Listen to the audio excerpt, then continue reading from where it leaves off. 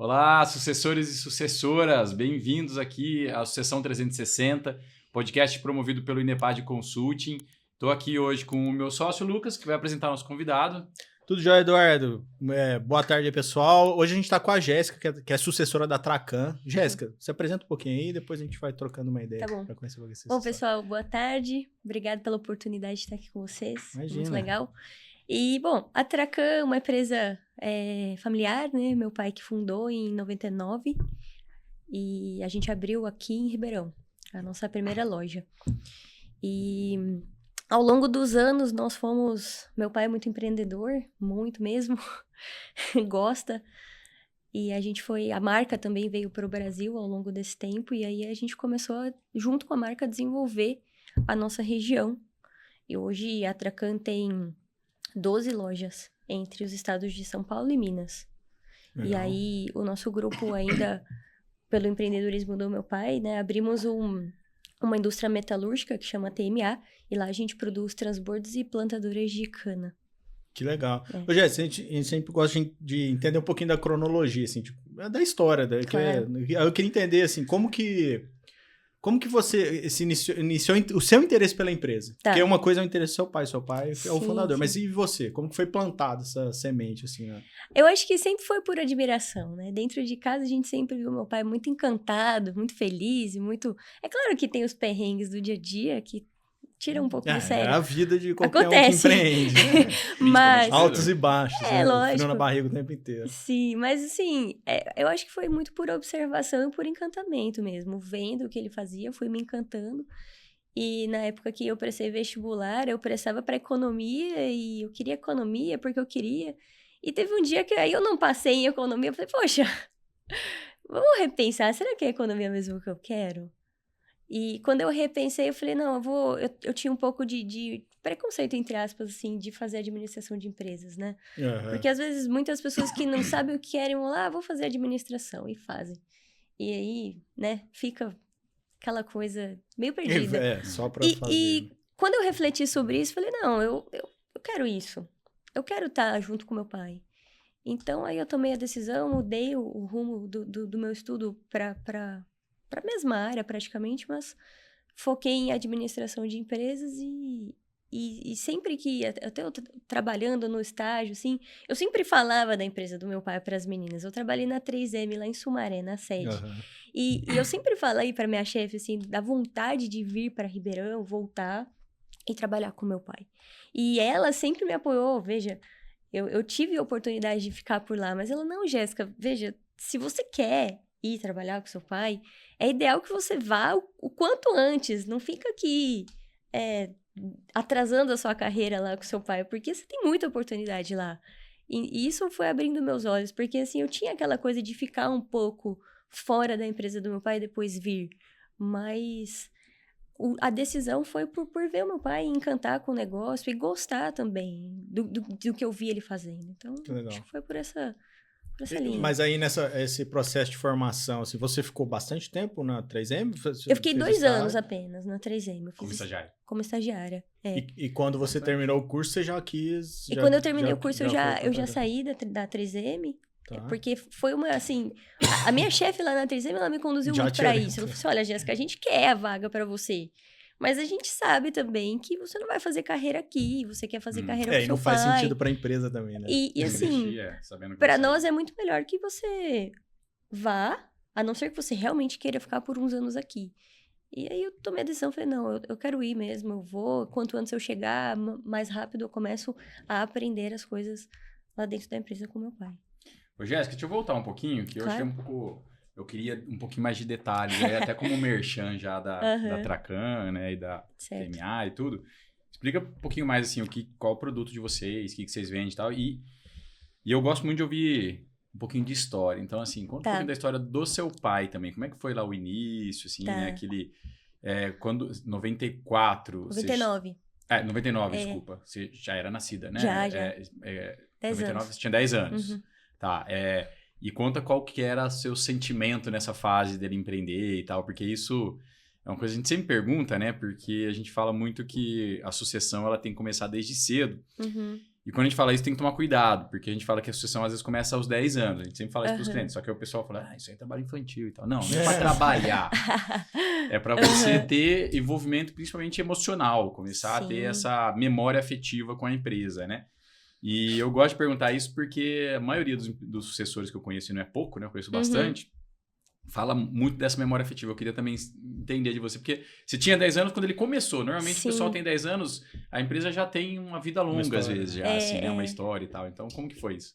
Olha, foi muito interessante, porque no começo a gente ia para a empresa com meu pai, para a Tracan, e eu e meu irmão, a gente ficava brincando de walk-talk nos ramais. Sabe assim, brincadeira muito de criança. Porque eu tinha 10, o meu irmão tinha um pouquinho menos que eu. Tinha uns 8. Empresa, imagino, pequena, na época. Só tinha a Tracan aqui em Ribeirão e pra gente tudo novo. Não, 2 crianças muito tranquilas e simples, nunca tinha visto, a gente nunca tinha visto uma máquina, nada do tipo, sabe?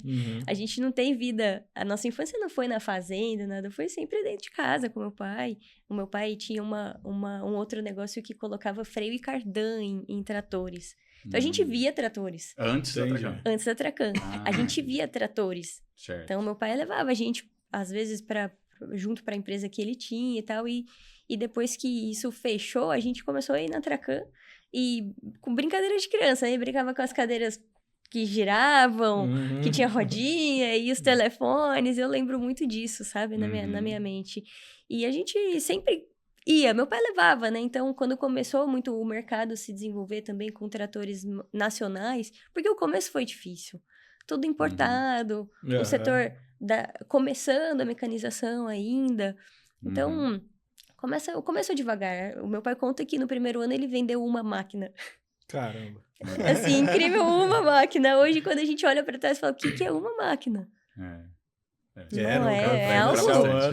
É algo que a gente nunca espera, né? Vender só uma máquina. Então, nessa época foi assim, e a gente foi vindo com o meu pai, e quando a gente foi crescendo, a adolescência e tudo mais, de vez em quando a gente ia para a empresa nas férias e ficava, e conta peça de estoque, e limpa a prateleira. Que vira uma brincadeira e ajudando, meio brincando. Desse jeito, eu acho que a nossa infância foi muito assim, indo para a empresa e tudo mais.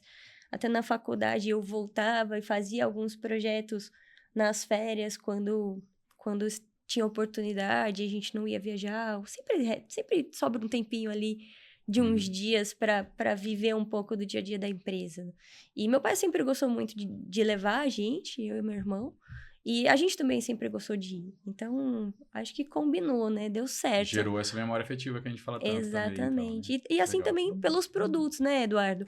Porque a criança que não teve essa vivência de fazenda não sabe o que é trator, máquina. E é muito incrível quando a gente vê pela primeira vez uma máquina daquele tamanho na lavoura. E é bonito de ver. Até hoje, assim, eu vejo bastante no pátio.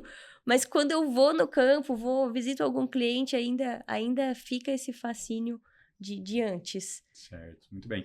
E você falou que você tem um irmão, é isso, né? Tenho um irmão, ele chama Arthur também. Só vocês dois, né? Só nós dois. Tá. E como é que foi? Ele tá na empresa? Tá na empresa. Aí como é que foi esse processo? Ele entrou primeiro?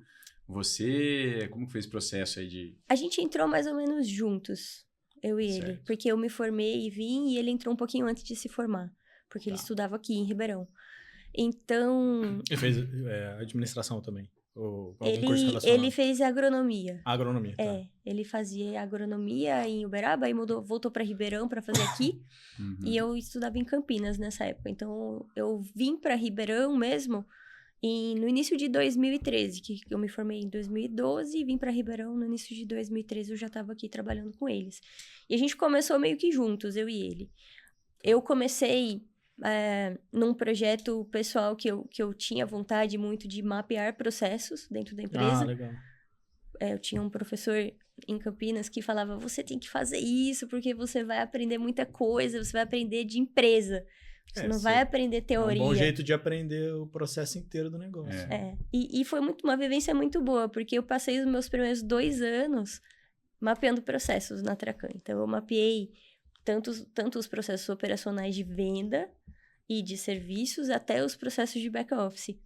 Que legal. E eu mapeei, escrevi os fluxogramas, Pô, foi uma boa estratégia, porque Poxa. você conheceu de ponta a ponta. Isso a gente tem que falar pro Sim, time nosso olha lá, só, né? se eu pudesse dar uma dica para qualquer pessoa que começa a trabalhar, principalmente na empresa com o pai, assim, essa dica é muito preciosa, porque ela é suave e ela é cheia de muitas coisas importantes aí, né? Porque a gente, quando mapeia processos, tem a oportunidade de ver como que é, e tem a oportunidade também de ver como pode ser melhor. Você identifica muito processo, muita oportunidade de melhoria. Muita oportunidade. Às vezes é coisa à toa, né? Que as pessoas estão fazendo só porque estão fazendo. Além de hoje, assim, hoje eu cuido da parte de administração só. Eu cuido só de back-office.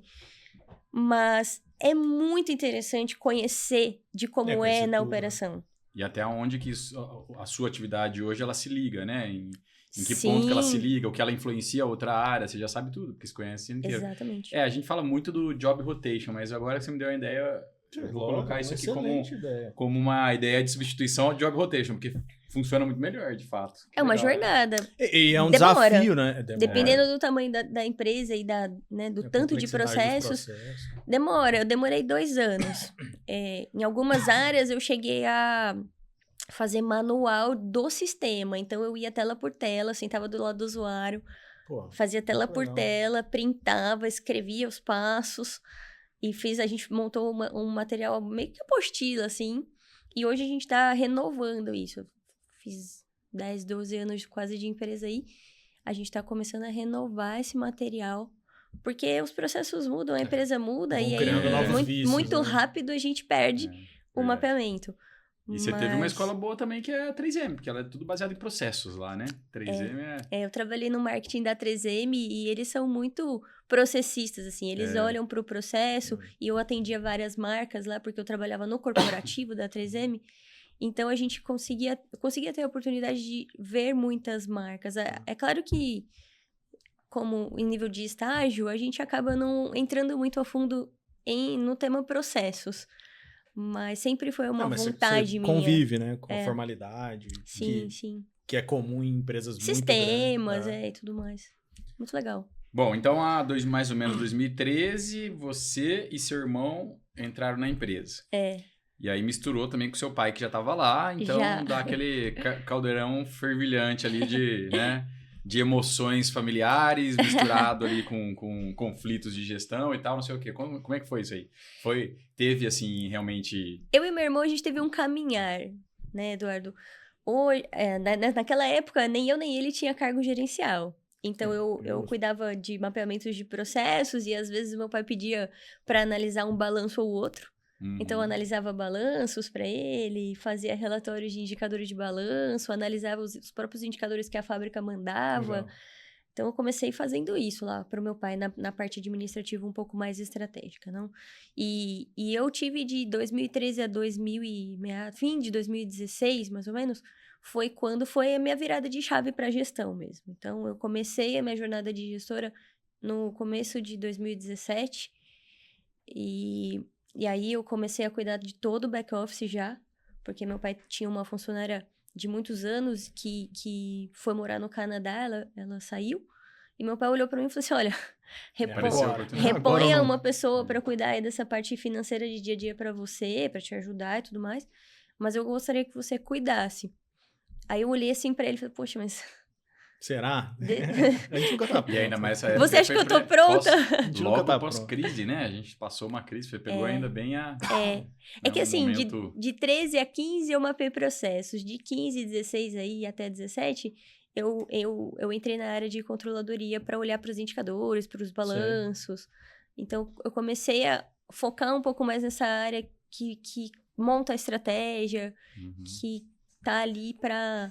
dar suporte. É claro que era um embrião, porque nem o nosso sistema ainda tinha condição de trazer indicadores e informações que a gente precisava. Mas começou ali um levantamento, né? Com base dos processos, como não tinha processo de controladoria, a gente começou a olhar para aquilo e falar, poxa, o que nós podemos fazer?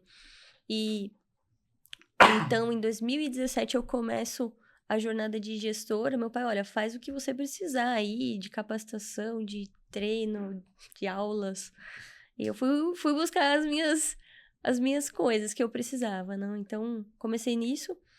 E meu irmão, ele já estava com a gente e ele veio apoiando a gente sempre na área comercial. Porque eu sempre disse pro meu pai, assim, que é uma parte que quem cuida das finanças não cuida do comercial. Eu sei bem como é que é isso. Não dá pra combinar a mesma pessoa. Dá, Então, foi muito bom que meu irmão começou nessa jornada. E eu sempre tive convicção, assim, de que sendo meu irmão ia ser muito mais fácil. Porque ele tem o perfil, o bichinho do vendedor, né? O vendedor é um bichinho. Ele tinha aquela coisa, assim, aquela coisa do meu pai que eu não tenho. Então, na hora que eu via isso, eu falava sempre pro meu pai, falei, olha, deixa, ele tá amadurecendo, ele vai amadurecer cada vez mais que a gente colocar ele para nos ajudar em coisas muito importantes. E ele se mostrou sempre muito, não, eu tô junto com vocês, eu quero, nós vamos fazer juntos. E nós fomos, acho que foi eu e ele, a gente foi se apoiando um no outro e foi vendo que fazer sucessão não é simplesmente natural, não. Mas a gente precisa olhar com um olho muito importante para o DNA da empresa e para a cultura. Sem dúvida. Então, quando nós começamos a entender um pouco mais que estávamos na gestão e que meu pai queria deixar um pouco dessa gestão para nós entendemos que, olha, vamos então cuidar da cultura, porque cuidando da cultura nós vamos conseguir alinhar expectativas, DNA, que veio lá do fundador, e levar isso adiante de maneira sustentável. Que é o grande desafio, acho que, do sucessor é isso, conseguir implementar ferramenta, inovação, mas manter a cultura que, se perdeu a cultura, você perde os colaboradores. E isso. Porque eles são fiéis, né? Tradição porque e inovação. Porque as pessoas olham para o fundador e veem um DNA. E veem uma cultura. E aí olha para o sucessor e fala assim, mas eles não são assim. Não é? E aí que eu queria entrar. Teve alguma resistência? Você sentiu um pouco? Eu acho que é natural no começo, mas como que foi a tua experiência? Sempre tem. Eu acho que sempre tem resistências, né? E sempre tem algumas pessoas um pouco mais difíceis aí no processo de entender. Que vão olhar pro rótulo e não pro... Isso. Então, assim, por algumas vezes eu fui rotulada, a filha do Arthur.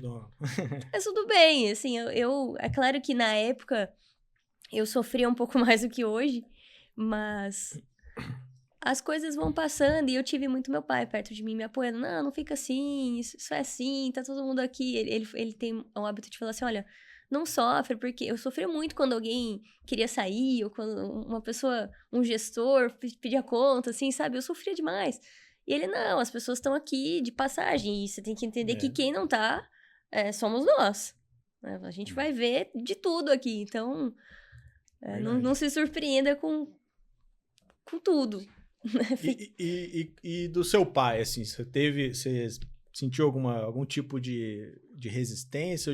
Assim, eu tô perguntando isso porque é comum, uma das coisas comuns de acontecer é aquele apego, né? Que é o terceiro filho, né? Sim. E às vezes ele não quer... Às vezes acontece, o sucedido não quer soltar o bastão de jeito nenhum, ou ele tem um ciúme muito grande, né, do processo. Não foi muito meu caso, tá? Eu não tive muito essas objeções por parte dele. Inclusive, eu sempre contei muito com ele para as decisões. Então, assim, não é toma que é seu, eu vou decidir sozinha. Então, eu sempre compartilhei muitas coisas com ele, até hoje, inclusive. Hoje... Ele continua, né, Jéssica? Ele continua. Super ativo. Mas hoje, assim, as coisas mais do dia a dia, mais corriqueiras, eu acabo não levando. Mas quando eu sinto que eu preciso levar alguma coisa, olha, vou fazer isso, vou mandar assim, assim, assim para a fábrica. Você tá de acordo? Eu tô de acordo. Então, assim, eu sempre valido com ele, porque às vezes a gente erra e não valida e acontece alguma coisinha aí no meio do caminho. Mas nada que seja um grande... Fala assim, não deu certo, não. Hoje, o meu pai às vezes fala assim que quando eu comecei a cuidar da nossa indústria metalúrgica, que foi assim há uns 3, 4 anos atrás, a gente precisava de uma virada lá, na TMA. Porque a gente vinha de alguns anos aí com até lucro acumulado de vez em quando, mas mais basicamente prejuízo acumulado e um caixa muito ruim. Uma gestão de caixa muito ruim, que toda vez a gente precisava colocar muito dinheiro na empresa. E há uns 4 anos atrás, mais ou menos, meu pai disse assim, olha, a TMA é muito legal, mas não aguento mais. Tá. Não aguento mais colocar dinheiro lá e... Ela veio depois da TMA, né? A TMA veio um pouco depois da Tracan. Então, meu pai abriu a Tracan e a gente começou a vender produtos da Case. E aí, no meio do caminho, ele encontrou a oportunidade de vender também produtos que são complementares. Né? São os implementos, os transbordos e as plantadoras de cana. E o produto nosso da TMA, ele é reconhecido no mercado. O mercado fala, poxa, o produto é bom. E eu sempre vi a paixão do meu pai por esse negócio específico, sabe? Então, eu falei, poxa, você vai vender? Ele, eu quero vender. Aí, procuramos empresas para fazer valuation e tudo mais. Mas eu falei, olha, não vamos vender agora. Vamos, espera. Caixa apertado. Falei assim, me dá uma oportunidade para eu tentar virar a realidade, porque cliente a gente tem. Nosso problema não é falta de cliente. Sim. Então, o problema é de caixa, de gestão. Então, vamos fazer gestão, só que você vai ter que me deixar decidir lá. Aí eu falei assim pra ele. Ele falou, mas como assim? Eu falei, porque hoje quem decide na TMA é o comercial. Então, era ele. Assim, agora eu preciso ter carta branca pra fazer algumas coisas que você não vai gostar. A gente tem que avisar, não é? É, lógico. Claro. Ele olhou assim pra mim e falou, Eu falei, Ele, então vamos fazer. E aí a gente começou a jornada de falar de cultura lá, de inverter, de olhar pros processos, redesenhar algumas coisas simples, mas que causam grande impacto pro caixa da empresa a princípio. Porque empresa com cliente que não tem caixa, gente... a gente precisa fazer gestão de processos. Caixa é o coração, né, da empresa. Então, eu comecei a fazer gestão financeira do caixa, comecei a ajustar prazo, comecei a ajustar alguns processos produtivos, compra de materiais, principalmente, travar pedido. Então, assim, comercial, olha, você tá fazendo uma bagunça aqui na minha produção. Então, eu vou travar 6 meses de produção e você não vai mexer. E isso pra eles... O comercial dói. Nossa, meu Deus. Porque foi, assim, uma grande dor. Uma grande dor. Eu sou mais do seu time do financeiro. O seu pai, ele é comercial puro, assim, né? Meu pai é. Meu pai é. E ele gosta de estar com o cliente, ele gosta de estar no campo, vendo o produto, vendo o desempenho, até desenvolvendo novos produtos ou melhoria de produtos. Então, assim, a parte que eu falo que eu mais sofri nessa jornada até hoje, foi quando realmente eu peguei a TMA para cuidar, porque até outro dia, meu pai falava assim pra mim que eu era o pior problema dele lá na TMA.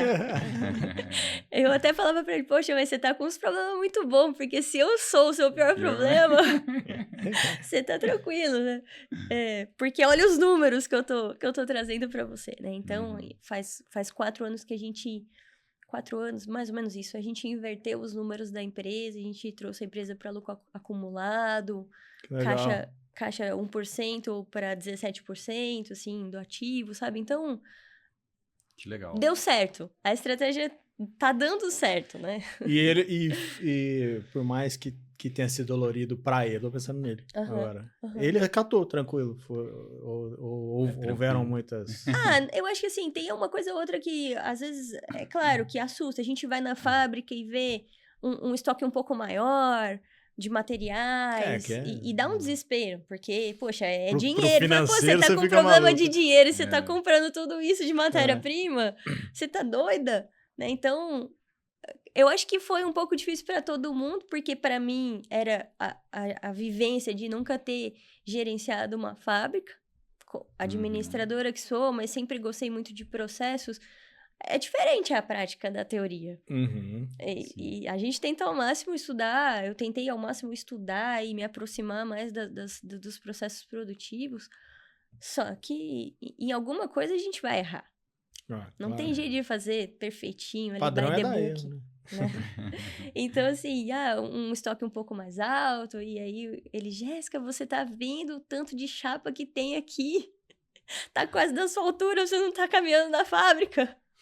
Né? Então, assim, tiveram alguns percalços, sim, mas eu vejo que foi muito pouco perto do que poderia ter sido. Pelo choque de realidade que a gente colocou lá dentro, sabe? Então, ele atua mais como um mentor mesmo, um perfil de mentor de vocês, você imagina? sucedido? Eu acho que hoje ele atua muito comercialmente, eu acho que ele atua muito mais lá na área com o meu irmão, e administrativamente ele fica sempre de olho, sim, ele participa, aparece alguma coisa mais complicada, alguma fiscalização, essas coisas a gente tá sempre sujeito, sim. Não? Uhum. Então... Eu digo mais como perfil de sucedido mesmo, porque eu te perguntei isso porque da relação, não da empresa que você disse que ele tá atuante, mas é que você tem vários perfis, né, de sucedido. Tem sucedido que se agarra aquilo e é difícil a relação do sucessor com o sucedido. E no caso, pelo que você tá me expondo aí pra gente, não, ele atua como um mentor, um sucedido mentor. Então, ele aceita. Ele conversa. Ele fala que ele não quer mais ir trabalhar, que ele não vai mais, que ele vai deixar tudo na mão do meu irmão e minha.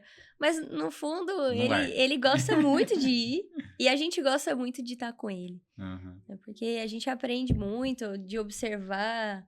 Eu fui em algumas negociações com ele no começo, naqueles primeiros 2 anos que eu mapeei processo, sabe, Eduardo? Poxa, eu ficava angustiada na mesa junto com o cliente, sabe?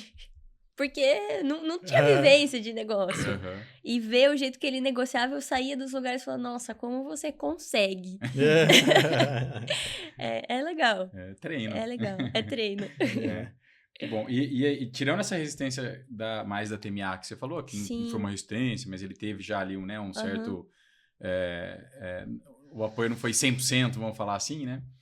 Teve mais algum outro caso que você lembra, assim, onde a resistência, né, dele como sucedido foi grande, ali de ideias, inovação, principalmente, né? Assim, Inovação. Meu pai é um cara muito, muito inovador. Tá no DNA dele a inovação. E você fala assim, olha, eu vou mudar, eu vou fazer assim. A primeira hora ele olha e fala assim, mas como você vai mudar? A gente vai levando informação pra ele, ele vai olhando e falando, não, vamos mudar. Então, meu pai foi sempre muito aberto para inovação. Isso nem o meu irmão, a gente não pode nem reclamar. A gente começou um processo cultural, né, Eduardo? Então, a gente fala, lá na Tracan e na TMA, a gente fala muito de comportamento organizacional. Uhum. E, às vezes, as pessoas entendem errado o comportamento organizacional. Não? Porque, assim, eu sou 100% diferente do meu pai. Meu pai é uma pessoa um pouco mais sanguínea e tudo mais. E eu não sou tão assim. E meu irmão também não. Então, a gente precisa... Tanto eu quanto meu irmão, a gente precisava encontrar uma forma de ser respeitado por quem nós somos. Né? Não porque nós estamos ali, mas porque a gente tá ali para ajudar e a gente sabe ajudar. Uhum. E não pelo comportamento mais sanguíneo, entende? Sim. E as pessoas comparam muito a sucessão e o sucedido. A gente com meu pai. Então, às vezes, chega eu e meu irmão e a gente não vai bater na mesa, não vai gritar, e não vai. Mas a gente vai ficar muito bravo, nós vamos cobrar e nós vamos advertir da mesma forma e nós vamos ter o respeito. E as pessoas começaram a entender mal essa questão de vamos mudar o comportamento organizacional para tirar um pouco dessa parcela de medo e transformar esse medo em aprendizado. Vamos transformar esse medo em conhecimento, em acolhimento. Uhum. E aí as pessoas começaram a falar assim, mas peraí. Inicialmente é uma quebra de hierarquia, assim. Como assim? Eles estão fazendo isso, o pai deles nunca vai mudar, ele vai sempre gritar. E assim, as pessoas não entendem que repreender, corrigir uma rota, tem formas e formas. Cada um faz da sua forma, como a gente se encontra melhor. E o nosso intuito não era mudar o comportamento do meu pai, no caso. Mas era fazer as pessoas entenderem que a gente prefere que as pessoas entendam o porquê das coisas. Por que eu estou fazendo isso? Do que simplesmente fazer de forma mecânica e fazer para preencher um requisito, marcar um check ali na lista. E muitas pessoas falam assim, eles não vão conseguir mudar o pai deles. Uhum. E na essência não é isso. Exatamente. Na essência, na essência nem é essa a tentativa, porque muitas vezes os dois comportamentos se completam. Porque eu vou lá, falo muito sério, sem mudar meu tom de voz, a pessoa assusta por falar, poxa, ela ela ficou muito séria que parece que você é mandado embora, assim, sabe? É uma coisa que é um respeito que eu não precisa. E eu vejo que muita gente confundiu nessa hora o comportamento mais sanguíneo com o mais tranquilo e falou assim, puxa, eu vou respeitar, não vou atender, Eu acho que isso pra nós, pra mim e pro meu irmão, foi um pouco do maior choque. Certo. Porque... De ganhar autoridade. Você teve algum ponto de virada, assim, pra... Você imagina? Que aconteceu? Né? Qual foi a ação que vocês tiveram para que isso virasse? Para que vocês ganhassem um pouco mais de reconhecimento como gestores e não como filho do dono? A gente veio numa jornada de imprimir uma cultura. E qual cultura a gente queria imprimir? A gente queria imprimir a cultura que a gente já sabe que é a da Tracan. Uma cultura de inovação, uma cultura de acolhimento, uma cultura de resultado.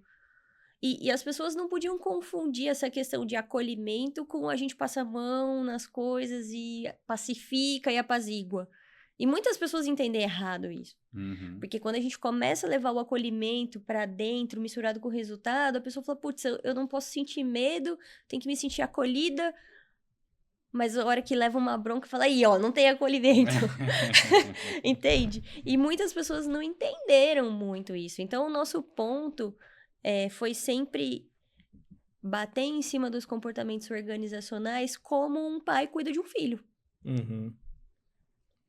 E a gente sempre fez esse paralelo. Então, assim, olha, meu pai fica muito bravo quando ele tá aqui com vocês, às vezes vocês fazem uma besteira, mas ele só tá cuidando dos filhos dele. Tá defendendo, não é? Né? Todo mundo aqui é filho dele. Mas não é isso. A gente briga com os filhos, afinal de contas. E né? a gente defende os filhos também, não é? É isso. E a gente também precisa dar bronca, precisa repreender, de vez em quando perde a paciência. E isso vai acontecer, isso é educação de amor, não é? Claro. E eu sempre levei isso lá pra dentro da empresa. Assim, gente, o acolhimento que a gente tá falando é em educação de amor. A gente tá falando como um pai cuida de um filho. Então, eu fui ensinada assim, dentro da minha casa. Não sei na de vocês, eu sempre falo, mas eu acho que na maioria dos lares a gente teve uma educação por amor. Claro. E a gente faz tudo por amor, não é? E eu comecei a levar isso pra dentro da empresa e as pessoas começaram a... Imagina, né? Pra fora, não vai ser. Não vai dar certo, ela nunca vai mudar o pai dela. E assim, as pessoas não entenderam que não é querer mudar. É que tá tudo certo, a gente tá alinhado em relação a isso. E nós vamos caminhar juntos. Porque muitas vezes eu vou lá e dou a minha bronca e eu preciso virar pro meu pai e falar, viu? Vai lá e me ajuda, porque não tá dando certo. Acontece, eu já ouvi bastante o sucessor falar o seguinte, às vezes ele quer implementar alguma coisa, ou mudei o processo aqui, e aí tem algumas pessoas que são resistentes ao processo, e aí o que ela faz? Ela passa por trás do sucessor e vai combinar com o sucedido uma coisa que tá... Sim. A gente acontece teve muito bastante. isso. Tanto comigo... Ou dependendo de qual que é, sabe qual que vai ser a reação de um ou de outro, escolhe qual que vai ser igual, Sim. É igual o filho que fala com o pai e depois fala, com a mãe. É a mesma Acontece, coisa, gente. né? A gente sempre tem gestor bem esperto, né? Que faz isso. Mas o ponto-chave aí é o seguinte. Tanto você quanto o seu pai, e seu irmão também, no caso, né? Estão bem alinhados nesse ponto, no sentido de não acatar esse tipo de coisa, porque, né, é uma coisa ruim, assim, né? Se você tem um organograma e, tem que passar na Jéssica primeiro, para depois isso, se for necessário escalar para ele, por exemplo, né? E alguém vai direto nele, ele acata ou ele fala assim, não, isso aí tem que ser com a Jéssica e tal, não sei o quê. Então, ou é meio, funciona mais ou menos. Muitas vezes ele fala isso, fala com a Jéssica. Ou com o Arthur, com o meu irmão, né?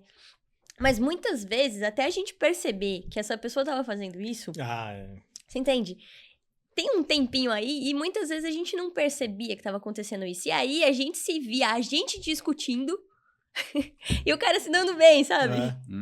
E muitas vezes a gente olhou assim... Um dia a gente se olhou e falou, poxa, olha só o que tá acontecendo. Estão falando com você o que querem ouvir de você, porque sabe que você vai responder isso, e vindo falar pra mim o que sabe que eu vou acolher e vou abraçar a ideia. Só que aí tinha uma lacuna no meio disso. Não tem jeito, não? Então, acontece, viu? Não aconteceu muitas vezes, mas a gente vivenciou alguns momentos assim. Já vi bastante gente falar disso. Acontece, o cara acabou de combinar uma regra e vai lá e combina outra coisa com o sucedido e acabou. De repente, tá todo mundo fazendo do jeito que quer. É complicado, né? Vocês tem dentro desse processo de... A gente tá falando em 11 anos, né? Uhum. 2013 tá 11 anos, 11 para 12 anos aí que vocês estão lá. Vocês chegaram a fazer assim formalmente um planejamento de como que seria isso, ou foi uma coisa natural, assim, de ir assumindo aos pouquinhos esse determinado papel, aquele outro, né? E também, outra coisa que é importante também, como que vocês se prepararam para isso, sobre a ótica técnica e comportamental, porque as duas, né, são sempre caminhando em paralelo ali, né? Por exemplo, cursos, enfim, ou coisas nesse sentido, como que vocês e seu irmão se prepararam nesse sentido, assim? Olha, quando eu comecei, e o meu pai lá, naquela época que ele falou, olha, eu quero que você cuide agora dessa parte do back-office e faz o que você precisar. Nesse dia eu parei e falei, poxa, então peraí, eu preciso me organizar melhor para ver o que a gente, realmente o que eu preciso, tanto para mim quanto gestora, quanto para que eu consiga também ajudar as outras pessoas. Então, eu comecei um processo individual aí de autoconhecimento, Eduardo. Uhum. Então, eu investi, em primeiro momento, num coach, e aí eu fiz uma jornada aí de quase 2 anos. Quando, no fim desses 2 anos, ele numa reunião comigo, ele falou, Gé, você não precisa mais de coach, veja, você já aprendeu muitas coisas, você está estudando, eu estava fazendo uma pós-graduação na época também. E ele olhou para mim e falou assim, cara, essas questões que você tá tendo dificuldade, você precisa de um psicólogo, você não precisa mais de mim. E aí eu olhei para falei, poxa, é verdade, eu tô estudando tanto o comportamento humano e o comportamento organizacional, porque eu falei, olha, combinei com o meu irmão, falei, olha, já que eu tenho que cuidar dessa parte cultural, administrativa, de técnica, assim, eu sempre fui uma pessoa que olhava para o financeiro, então isso eu já vim fazendo. A minha maior dificuldade hoje ainda é contabilidade fiscal, né? É muito difícil. Isso você tá no Brasil, né? Muda toda hora. Isso é um ponto assim, que eu analiso tudo, mas na hora de pôr a mão na massa, saber a legislação é um pouco difícil, complexo. Então, eu venho me capacitando, mas o meu foco é assim, eu vejo que a minha ajuda maior lá dentro é mesmo nessa questão cultural de promover que o comportamento organizacional siga os moldes dos nossos valores e seja embasado num propósito e que a gente não se desvie dos objetivos estratégicos, né? Porque aí eu consigo escalonar o plano tático e operacional do estratégico, né? Eu tiro toda a parte estratégica da cultura e levo pro tático ano após ano. Então, hoje, o meu foco principal, Eduardo, tá assim... Eu meio que me organizei com o meu irmão dessa forma, né? A gente nunca sentou e fez um plano assim, com os tempos e os movimentos. Foi muito mais intuitivo e a gente falando assim, ó, a gente precisa ir nesse caminho. Eu e o meu irmão e meu pai, a gente sempre faz planos para 5 anos. Legal. Então, a gente senta juntos, fala de setor, fala de mercado. E a gente fala, olha, vamos ter essas ideias, a gente leva para os gestores, a gente levanta ideias como uma matriz SWOT, e aí vai fazendo planos táticos operacionais em cima dessas visualizações do mercado que eles têm. E aí eu e meu irmão, a gente vai se organizando. Só que meu irmão, ele fala, Gé, você gosta muito disso. E eu realmente gosto muito disso. Então, a gente se divide, eu acabo cuidando mais disso, ele fica olhando mais para o mercado, e quando eu preciso de informação do mercado, eu pego com ele, e assim também com meu pai. Mas a gente foi se organizando assim. Aí, recentemente, Eduardo, a gente resolveu fazer mesmo a sucessão patrimonial. Já fizeram... A gente começou agora. A gente está na primeira fase, pegando todo o patrimônio e colocando aí em uma holding, né? E aí... Até o fim do ano, talvez a gente faça a primeira operação de PL da empresa para aproveitar o ITCMD um pouco menor esse ano, mas a gente entrou num consenso que não adianta querer fazer dissolver todo o PL da empresa esse ano, porque é mais barato e acabar desembolsando um valor aí que a gente poderia fazer muitos investimentos com ele. Sim. Então, meu pai é uma pessoa... Ele é muito jovem ainda, então a gente não tem necessidade de fazer isso. Eu até falei pra ele, mas vai aumentar o valor e tal. Eu falei, viu, mas nós temos ainda uns 10 anos pra gente fazer tudo isso. Então, vamos dissolver. Já que vai pagar 8% a partir do ano que vem, vamos dissolver em 10 anos que a gente consegue pagar um pouco menos todos os anos. Pra fazer. Ele ainda é muito jovem, então ainda não existe, né? Mesmo que ele fale brincando, eu quero me aposentar, ainda não existe uma ideia de longo prazo de ele se desligando aos poucos, ou mudando para um estratégico. Ele tem um prazo que ele já deu ou não? Não. Tá. Ele começaram a pensar nisso. Ele nunca deu um prazo, na verdade, ele sempre falou em fazer essa questão de sucessão patrimonial e das cotas da empresa e arrumar a hold e tudo mais. Mas ele nunca tinha falado assim, olha, eu quero fazer. Aí, esse ano, ele falou, olha, você precisa me apresentar alguma coisa porque eu quero fazer.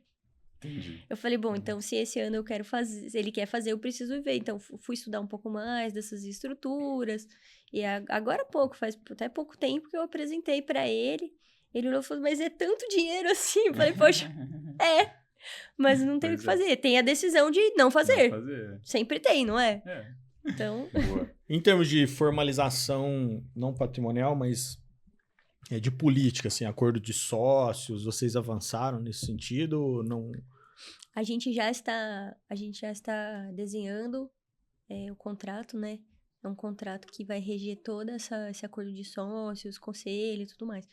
Mas inclusive as regras de sucessão. Isso. Porque hoje são só vocês dois. Venda de patrimônio, questão de sucessão, de parentes, tudo isso a gente tá numa pauta já com o nosso time de advogados pra gente montar um contrato, né? Meu pai validar junto. Ele, no caso, precisa brifar esse contrato, porque as vontades agora são dele. Então, o que ele quer? Então, a gente tá nesse ponto, exatamente nesse ponto, em fazer reuniões e listando tudo que são as vontades dele para o negócio, as regras que nós vamos instituir como lei lá dentro agora. Né? Perfeito. Estão no caminho certo. Estamos caminhando. Devagar, mas tem que ser. Tem todo mundo conhecer. Esse tipo de coisa não pode ser, né, na paulada, coisa rápida e tal. Não. Aliás, sempre que acontece isso, ou por um fator mais crítico, como às vezes um falecimento, uma separação, coisa assim. É sempre pior. Ou mesmo quando dá uns 5 minutos ali, o fundador vai, não, agora eu quero fazer para ontem tudo, né? Aí o negócio não funciona tão bem normalmente, estão no caminho bom. E aí, assim, como que você enxerga, Jéssica, o futuro, assim, da empresa em relação à empresa mesmo, né? Como empresa, você falou, por exemplo, né, da TMA de uma possível venda e tal, se isso já saiu de questão, ou essa é um objetivo estratégico de vocês e tal. E também da questão da sucessão, porque obviamente vai ter algum momento que seu pai não vai estar mais lá, né? Ou seja, ou porque ele está querendo, aí ele vai querer realizar um pouco mais na vida, ou porque, né, por questões aí de idade mesmo e capacidades até, enfim, não vai estar lá. E também, por outro lado, vai ter a próxima geração em algum momento entrando também. Ainda é tudo novinho, estavam falando aqui, 2 anos. 2 anos. Tem já algum neto mais velho ou não? Não, Esse é o mais velho? É o mais, é o único. É o único, tá, então. Mas certamente, né, vai ter, pelo menos um sucessor ou herdeiro já tem, né? Então, assim, vai ter essa próxima geração. Como é que você enxerga esse futuro, assim? Olha, eu vejo que a gente ainda... O meu pai, muito atuante e muito empreendedor ainda... Eu vejo muita vontade de crescer o negócio. Então, a venda da TMA já saiu de pauta, porque apresentei os resultados no meio do ano. Falei, e aí, vamos vender? Porque agora pode vender caro. Ele, esse é o momento da venda, não é? Falei, agora você vai vender caro e vai vender bem. Ele, não vamos vender agora que arrumou, vou vender, né? Então, não saiu de pauta a venda. E agora a gente está pensando em novos projetos. Legal. A gente pensa, assim, em projetos de expansão, com fabricação de peça para colhedora. Porque hoje a gente é muito complementar no mercado de mecanização. Então, com as máquinas, os implementos da TMA. E eu vejo uma grande expectativa ainda do meu pai em crescer nesse sentido, assim, olha... A gente tem potencial, porque a gente conhece as peças, a gente consegue, aqui na nossa indústria, a gente consegue manufaturar essas peças. Então, vamos fazer isso? É que tudo a gente precisa de muito planejamento e eu e meu irmão, a gente segura muito meu pai em relação a isso. Às vezes, se a gente não tivesse perto, porque hoje ele vem muito conversar com a gente, sabe, Eduardo? Ele, poxa, olha, porque isso nem é pra mim, é pra vocês querem? Entende? Mas a gente sabe que ele quer mais que a gente. Ele quer muito mais, mas a gente, não, a gente quer, a gente tá com você, vamos juntos, né? Então, a gente vê uma vontade de crescer em relação a novos projetos. E mesmo assim, segurando a rédea dele bem entre aspas, mas a gente tem muita vontade de participar desse crescimento junto com ele e fazer algo tão grande igual ele fez. Então, a gente vem ele sinaliza que tá vendo uma coisa, um projeto de inovação, a gente já vai se organizando em estratégia, em cronogramas, em prazos, para fazer já sair redondo, né? Quando sai do papel, já sai um pouco mais redondo. Tem algum outro familiar no negócio, além de vocês três? Não, né? Não, ainda não. Isso é muito legal, porque eu vejo uma característica muito comum de empresa familiar duradoura, que é cresce primeiro, se organiza depois e depois continua crescendo. Porque é isso que vocês estão fazendo. Sim. Vocês cresceram, se organizaram e agora é isso que você me fala. Pô, meu pai tá vendo um monte de coisa na frente e a gente tá indo com planejamento. É o processo natural de qualquer empresa familiar pronta para crescer. Ele vai sinalizando, a gente quer expandir a região. Então, se eu pensar, expandir a região, aí eu vou no meu irmão e falo, peraí, expandir como? Ele, não, Jéssica, a gente tá falando em ter uma região o dobro do tamanho da nossa. Poxa, então...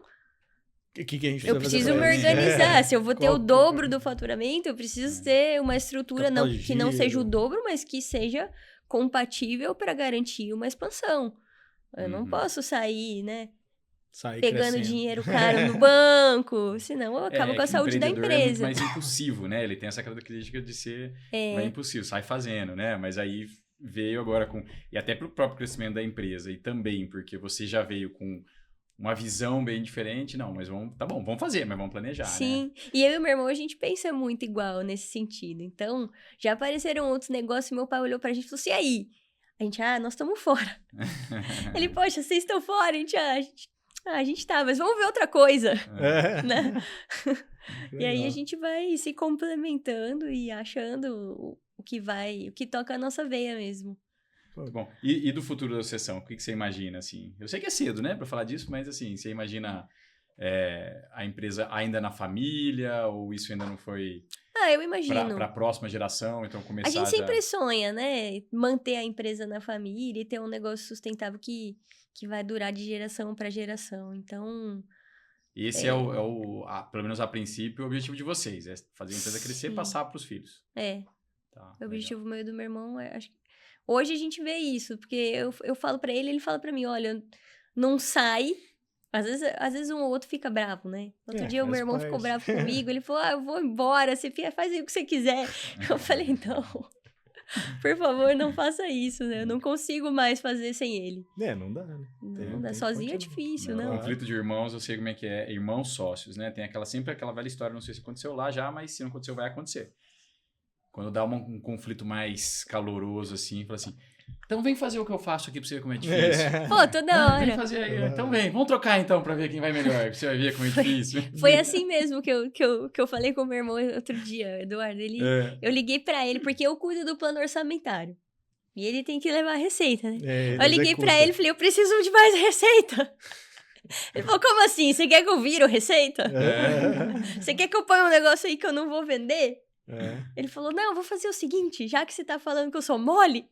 Vamos trocar então, vem aqui. Ele falou, eu faço até tanto número, aí eu faço, depois disso você faz. Eu olhei pra ele e falei assim, não, tá bom. Beleza. Vê aí o que você vai fazer pra você me ajudar. Ô, Jéssica, a gente tá assim, caminhando pro final do bate-papo. Eu queria ouvir de você, não sei se o Dar tem mais alguma questão, mas eu queria, assim, com mensagem final, que você desse... uma sugestão, assim, para outros sucessores. Dicas, que você... Momento dicas. Tô começando agora. Acabei de me formar, eu vou assumir o desafio de entrar na empresa da minha família e quero encontrar meu lugar ali. Como que você começaria? Que você... Bom, então, se eu for dar uma dica mesmo, vou dar duas, né?